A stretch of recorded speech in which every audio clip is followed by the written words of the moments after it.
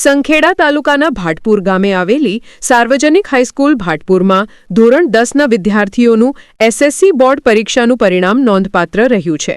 આ વર્ષે કુલ 139 વિદ્યાર્થીઓએ પરીક્ષા આપી હતી, જેમાંથી 99 વિદ્યાર્થીઓ સફળતાપૂર્વક પાસ થયા છે। સ્કૂલનું કુલ પરિણામ ટકાવારી મુજબ સારું નોંધાયું છે, જેને લઈ શિક્ષક મંડળ અને વાલીઓમાં ખુશીની લાગણી જોવા મળી રહી છે।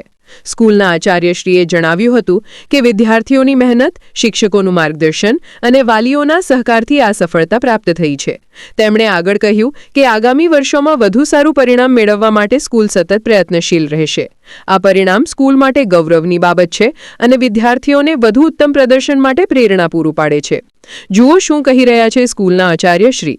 રિપોર્ટર પ્રશાંત પરમાર, સંખેડા, મધ્ય ગુજરાતનો અવાજ ન્યૂઝ ચેનલ, ગુજરાતી, છોટાઉદેપુર।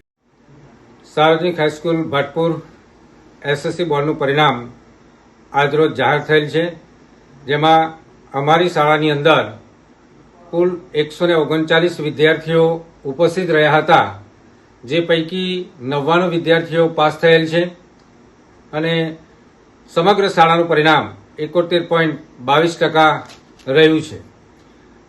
શાળામાં 1 થી 3 ની અંદર આવતા વિદ્યાર્થીઓ, જેમાં પ્રથમ નંબરે કોળી નિવૃત્તિબેન સુમનભાઈ, જે 600 ગુણમાંથી 516 ગુણ પ્રાપ્ત કરી A2 ગ્રેડ મેળવેલ છે। બીજા નંબરે રોહિત હિરલબેન લલિતભાઈ, જેઓ 600માંથી 492 ગુણ પ્રાપ્ત કરી અને A2 ગ્રેડ મેળવેલ છે। ત્રીજા નંબર ઉપર તરફદાર આકાશભાઈ કિરીટભાઈ, જે 600માંથી 470 ગુણ પ્રાપ્ત કરી અને B1 ગ્રેડ મેળવેલું છે।